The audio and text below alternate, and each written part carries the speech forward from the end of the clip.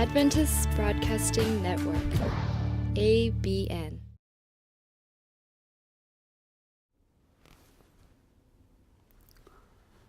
재림 성도 여러분 안녕하십니까? 또 한 주일이 지났네요. 이렇게 이번 기 동안 여러분을 매주 규칙적으로 이렇게 만나게 돼서 정말 큰 특권으로 생각하고 정말 행복합니다. 말씀을 통해서 이렇게 함께 만난다는 것이 얼마나 기쁜 일인지 알 수가 없습니다.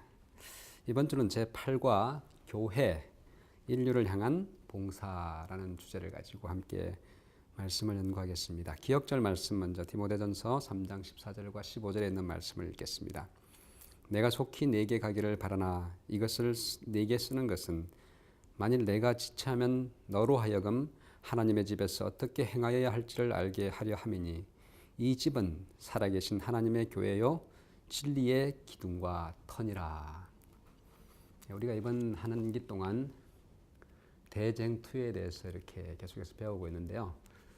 특별히 선악간의 대쟁투를 경험하는 모든 신자들에게 있어서 하나님께서 계획하신 특별한 기관이 있는데 그것은 바로 교회라는 것입니다.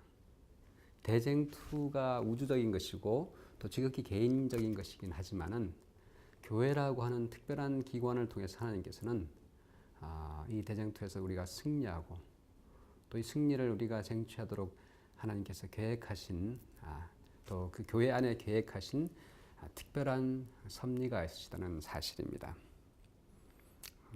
가려 뽑은 기별 2권 396페이지에 보면 이런 말씀을 적어놨습니다. 우리는 교회가 아무리 연약하고 결함이 있다 할지라도 그리스도께서 그분의 최고의 관심을 쏟으시는 지상의 유일한 대상임을 기억해야 한다. 우리가 교회에 대한 이런저런 말들이 많습니다. 그죠? 교회가 문제가 많죠. 우리 교회뿐만 아니라 세상의 흐름 자체가 사람들이 교회로부터 떠나는 그런 모습들을 보게 됩니다. 교회에서 실망하기도 하고 교회가 또 세상이 원하는 또 정말 이 위태로운 세상이 원하는 어떤 구원을 어떤 모델을 제시하지 못하고 하는 그런 아쉬움 때문에 교회에 대한 실망을 가지고 많은 사람들이 떠나기도 하고 사실 저도 목사로서 교회의 모습을 보면은 가슴이 답답합니다. 정말 이 상황을 어떻게 극복할 것인가. 그러나 하나님께서는 분명히 말씀하고 계십니다. 하나님께서는 교회를 통해서 당신의 뜻을 이루실 것임을 말씀하고 약속하고 계십니다. 아무리 교회가 실망스럽다 할지라도 하나님께서는 끝까지 희망을 두고 계신 것이 교회라는 사실을 선지자의 말씀과 교회 성경 말씀은 우리에게 이야기하고 있습니다.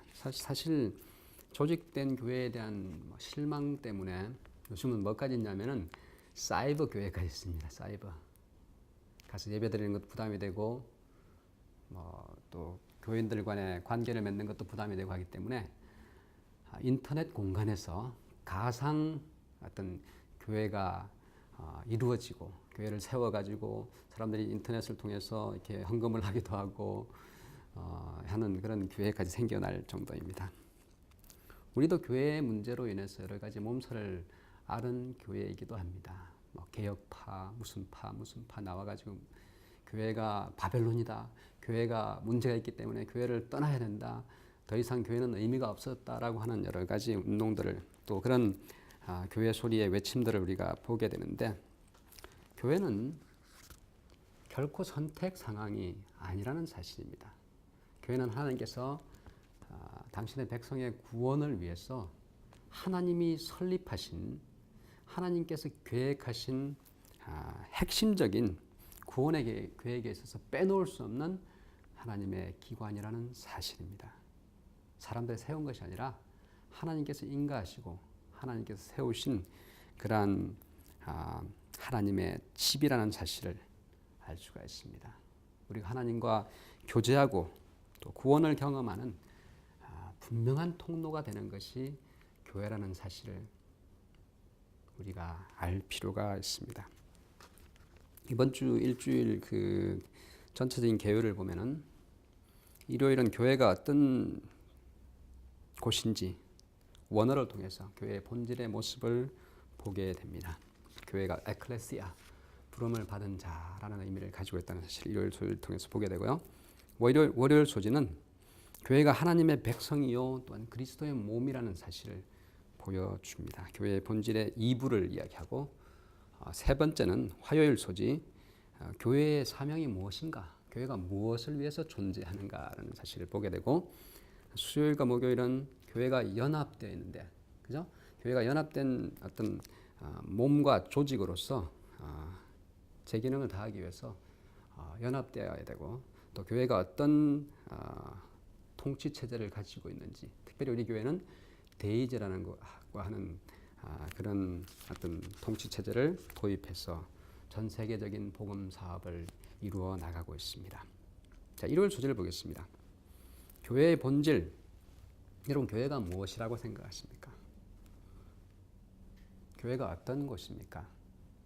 가장 본질적인 부분으로 특별히 성경에서 가르치고 있는 교회에 대한 이야기를 하게 될 때 우리는 성경이 말하는 교회가 뭘 의미하는지를 먼저 살펴볼 필요가 있습니다. 교회라는 말은 신약 성경에서 여러 번 사용되었는데 그 원어를 보면은 헬라어로 에클레시아라고는 단어를 사용합니다. 에클레시아, 부름받은 자라는 뜻입니다. 특별한 목적을 가지고 부름을 받았다는 그런 의미를 가지고 있습니다. 원래 이 에클레시아라고 하는 단어는 특별히 교회와는 영적인 집단과는 상관없는 그 당시 로마 시대의 그리스 사회에서 공공장소에 모이도록 부름받은 어떤 시민단체를 이야기할 때도 사용되는 그런 단어였습니다. 그것을 이제 그 다음에 보면 구약을 헬라어로 번역한 70인역에 보면은 하나님의 백성들, 이스라엘 회중을 일컬을 때에 에클레시아라고 하는 이 단어를 사용했습니다. 그리고 신약 성경에 와서 초대교회 하나님의 백성을 부름받은 자, 특별히 유대인뿐만 아니라 이방인들까지 포함하는 그 백성을 지칭할 때 교회라는 에클레시아라고 하는 단어를 사용한 것을 보게 됩니다. 그것으로 멈추지 않습니다. 마지막 교회라고 하는 에클레시아라고 하는 그 단어가 포함하는 그룹은 누구까지 확장되냐면은 전 세계에 있는 신자들을 가리킬 때도 이 표현을 사용하는 것을 보게 됩니다. 중요한 것은 뭡니까? 건물이 아니라 어떤 교단이 아니라 하나님께서 부르신, 하나님으로부터 부르심을 받은 자들의 모임이라는 사실을 알 수가 있습니다. 월요일 소지를 보면은 교회의 본질 두 번째 부분, 특별히 이제 저자는 두 가지 국면에서 그 부분을 다루고 있습니다. 에클레시아라고 하는 그 부름받은 그 하나님의 백성을 이야기하면서 신약 성경은 특별히 교회를 그 하나님의 백성이라고 하는 입장에서 이야기하고, 그 다음에 그리스도의 몸의 그 교회를 비유하고 있습니다. 베드로전서 2장 9절의 말씀을 보면 이렇게 이야기하죠. 너희는 택하신 족속이요 왕 같은 제사장들이요 거룩한 나라요 그의 소유가 된 백성이니 이는 너희를 어두운 데서 불러내어 그의 기이한 빛에 들어가게 하신 이의 아름다운 덕을 선전하게 하려 하심이라. 교회의 본질을 이야기할 때 저자는 두 번째 부분에서 하나님의 백성이라고 하는 입장에서 이야기하고 있습니다. 교회는 하나님의 백성이다. 성경에서 보면 하나님의 백성을 이야기할 때 구약에서는 누구를 항상 가르쳤냐면은 이스라엘 백성들을 가르쳤습니다. 하나님의 백성, 그들도 그런 항상 마음을 가지고 있었죠. 우리는 하나님의 백성이다. 근데 그 하나님의 백성이라고 하는 의미로서의 교회는 구약에서만 끝나지 않고 신약에 와서 영적인 이스라엘을 지칭할 때도 하나님의 백성이라는 표현을 사용하고 있는 것을 보게 됩니다. 여기서도 보니까 너희는 택하신 족속이라 하겠죠. 혈통적인 족속만을 이야기하는 것이 아니라 뭐요? 마치 이스라엘 백성들 옛날에 혈통적인 이스라엘을 하나님의 백성으로 지칭했던 것처럼 신약 시대에 와서도 하나님의 백성, 영적인 이스라엘을 그렇게 교회를 하나님의 백성이다라고 이야기하고 있습니다. 그럼 이스라엘의 12지파로 구성되어 있는 것처럼 신약에 들어와서 교회도 12명의 그 사도들로 이루어져 있죠.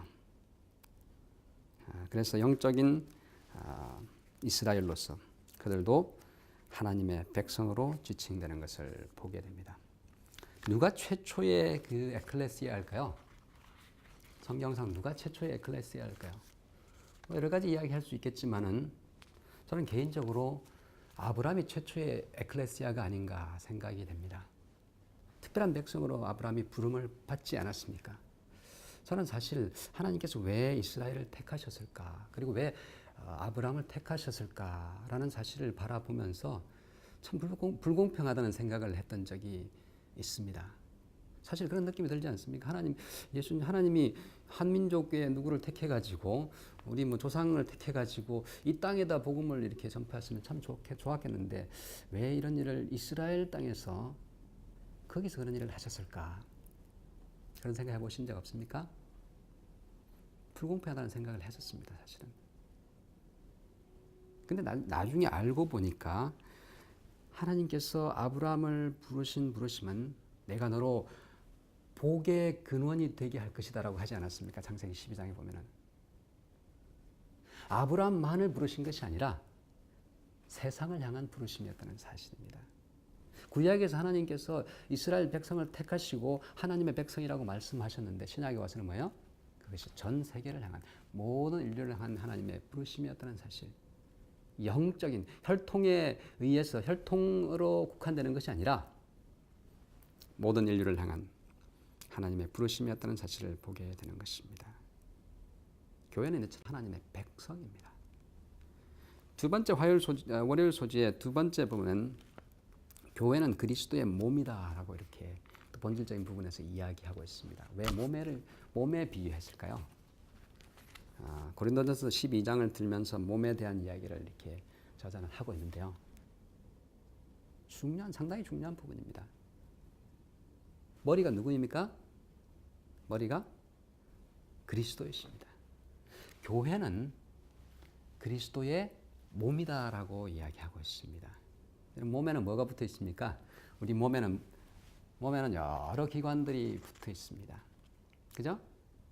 몸에는 이렇게 얼굴도 있고, 그 다음에 손도 있고, 허리도 있고, 목도 있고, 온갖 기관들이 다 붙어 있습니다. 발바닥도 있습니다. 발가락도 있습니다. 지금 여러분이 보고 계시는 것은 뭘까요? 여기 재종 목사의 이 부분만 보고 계십니다. 근데 제일 고생하는 부분이 뭘까요, 여러분? 발바닥입니다. 발바닥이 얼마나 고생하고 있는지 알 수가 없어요. 몸에 만약에 얼굴만 있다면 어떤 일이 일어나겠습니까? 무용지물입니다. 온몸이 만약에 입이라면 어떻게 될까요? 아무 일도 할 수가 없습니다. 발이 있고 손이 있고 허리가 있고 정말 우리가 무시하는 별로 생각지 않은 엄지발가락이 있고 새끼발가락이 있기 때문에 몸이 제 역할을 감당할 수 있게 되는 것입니다.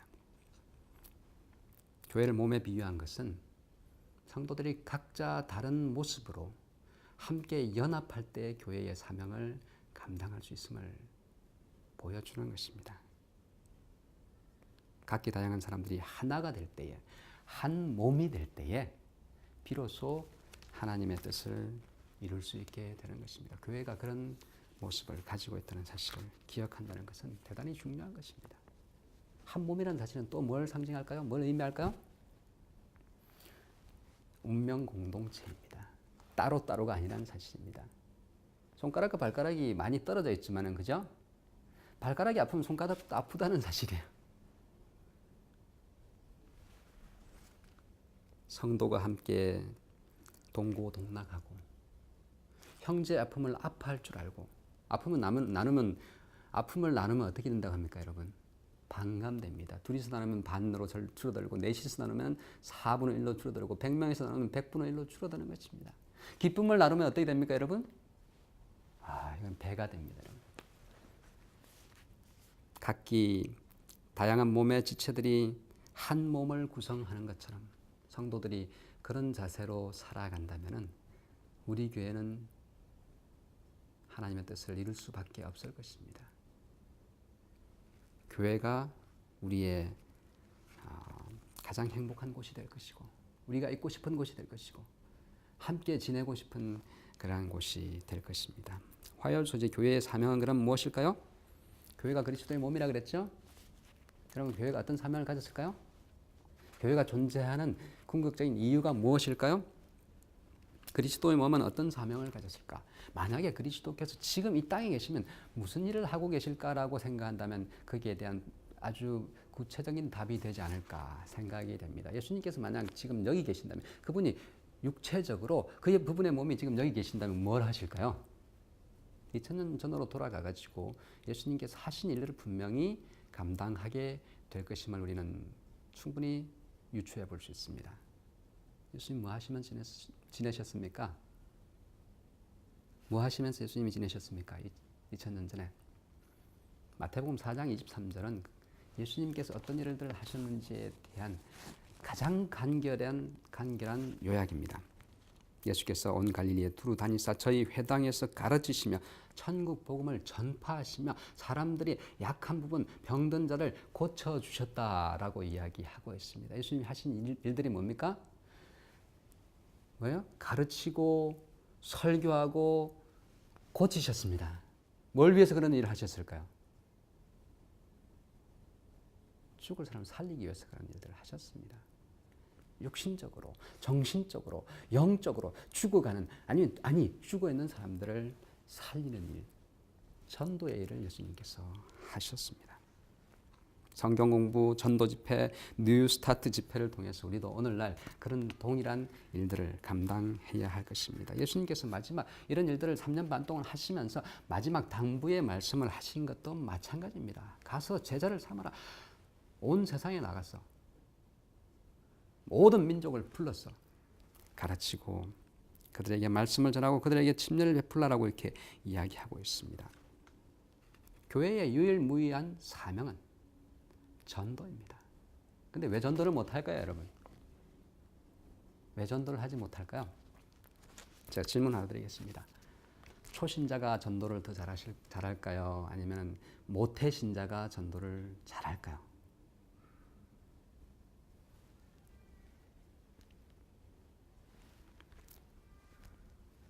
어떻게 생각하십니까? 대부분은 모태교인이 당연히 많이 알고 훨씬 경험도 많기 때문에 전도를 잘할 거라고 생각합니다. 근데 결과는 정반대입니다. 모태교인은 왜 모태교인인지 아십니까, 여러분? 기도도 못하고 전도도 못하고 하는 것이 아무것도 없이 다 못하기 때문에 모태교인입니다. 초신자들은 예수님을 영접하고 아직 아는 것은 부족하지만은 아직 신자로서 이렇게 완벽하지는 않지만은 뭐가 있냐면 가슴에 뜨거움이 있습니다.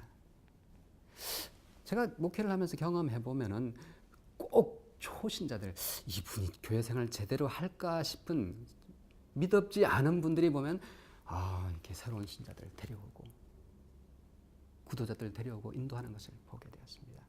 그래서 제가 뭐라고 정의 내리냐면 초신자는 초능력 신자라고 제가 이야기하기를 좋아합니다. 왜요? 뜨거운 가슴을 가지면 초능력이 나오는 것입니다. 왜 우리가 전도를 못할까요? 왜 교회의 본질적인 사명인 전도를 못하고 이렇게 무기력하게 교회가 점점 추락하고 있을까요? 우리의 가슴이 식었기 때문에 그렇습니다. 교회의 본질을 회복할 필요가 있습니다.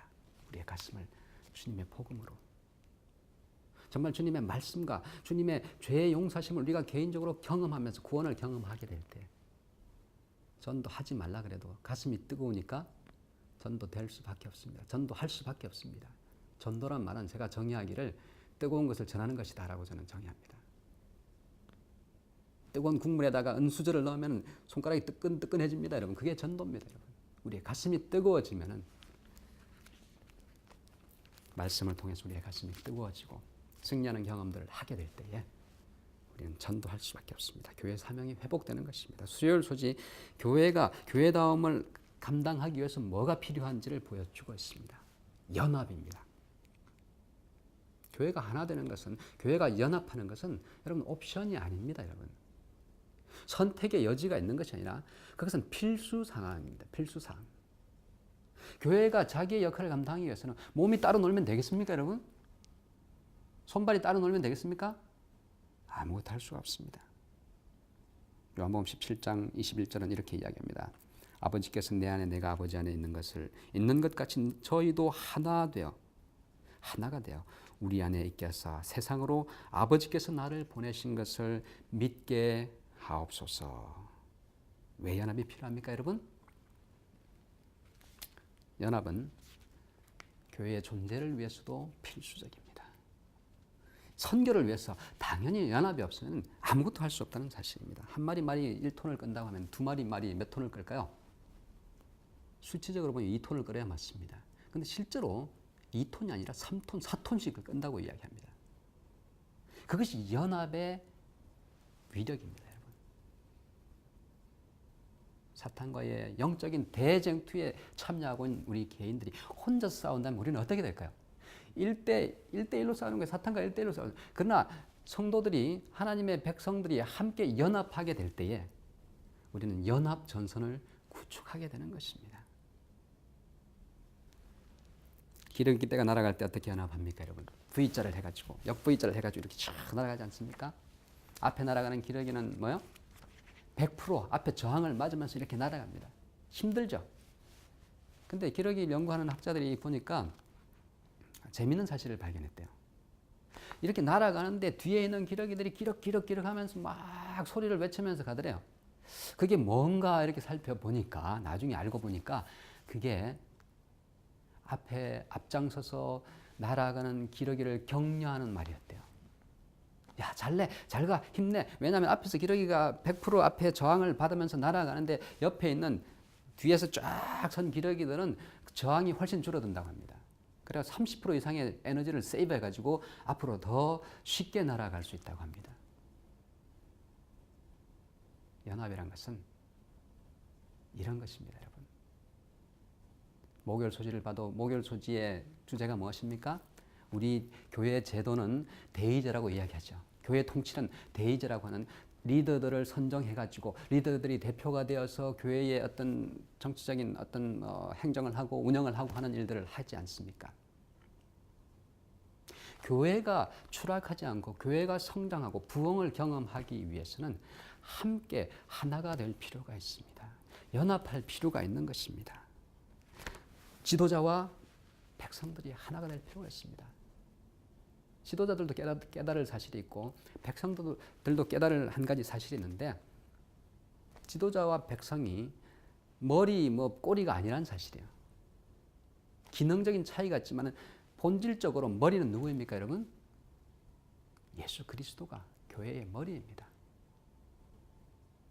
우리는 하나로 연합돼서 마치 이렇게 기러기가 앞에 선 기러기가 더 많은 저항을 받아서 정말 더 힘들게 노력하면서 분투할 때에 뒤를 따르는 백성들이 감당해야 될 것은 딱 한 가지입니다. 지도자를 위해서 격려하고 지도자를 위해서 기도하고 뒤에서 힘을 실어주는 것입니다. 근데 많은 경우에 그 반대인 경우들이 있습니다. 앞에서 기러기가 날아가는데 뒤에서 뭐요? 궁시렁궁시렁 하는 거예요. 날아가면서 왜 오른쪽으로 좀 가지? 아니면 좀 고도를 낮추지? 아니면 고도를 좀 높이지? 왜냐하면 똑똑한 뒤에 그 따르는 무리들이 분명히 있습니다. 그래가지고 이런저런 이야기를 하다 보면은 자기 생각들을 하다 보면 어떻게 될까요?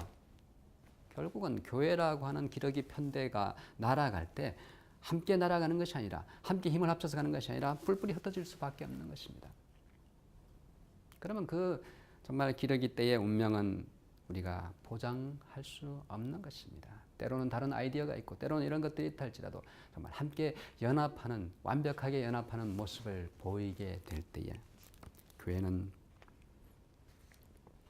자신의 본질적인 사명을 감당하고 멋지게 정말 그 여행을 마무리할 수 있게 될 것입니다. 교회가 감당해야 될 가장 본질적인 사명은 리더나 아니면은 백성들이나 할 것 없이 그들이 함께 연합을 이루어서 함께 감당해야 될, 집중해야 될 사명 한 가지가 있다는 그것은 바로 복음 전파인 것입니다. 그 일을 위해서 우리 모두가 연합하게 될 때에, 지도자와 평신도들이 정말 하나의 드림팀이 될 때에 교회는 희망을 다시 찾게 될 것입니다. 둘 사이에 있는 혹시 앙금이 있다고 한다면 그것을 완전히 없애고, 정말 내가 다른 생각이 좀 있다 할지라도 그것이 본질적으로 지도자가 정말 엉뚱한 대로 가지 않는다고 한다면, 그것이 생명을 걸고 운명을 걸 만한 문제가 아니라면 뒤에서 격려하면서 함께 여행을 한다면 우리의 교회들은 우리가 향하는 목적지로 분명히 도달하게 될 것입니다. 혹시 우리 사이에 불신이 있었다고 한다면 정말 회개하게 되기를 바라겠습니다. 그래서 함께 한 팀이 되어서 하나님께서 우리에게 주신 거룩한 교회의 사명을 감당할 수 있는 그런 멋진 하나님의 교회가 되었으면 정말 좋겠습니다. 이번 한 주 동안 그런 날개짓을 하실 때마다 한번 외쳐보셨으면 좋겠습니다. 잘한다, 잘한다. 우리 함께 하자. 잘한다, 잘한다. 정말 잘하십니다. 그런 격려의 날개짓을 하면서 함께 멋지게 한 주일도 우리가 가야 할 여정을 여행하는 기간이 됐으면 정말 좋겠습니다. 이번 한 주간도 멋진 한 주간 사시게 되기를 간절히 바라겠습니다. 감사합니다.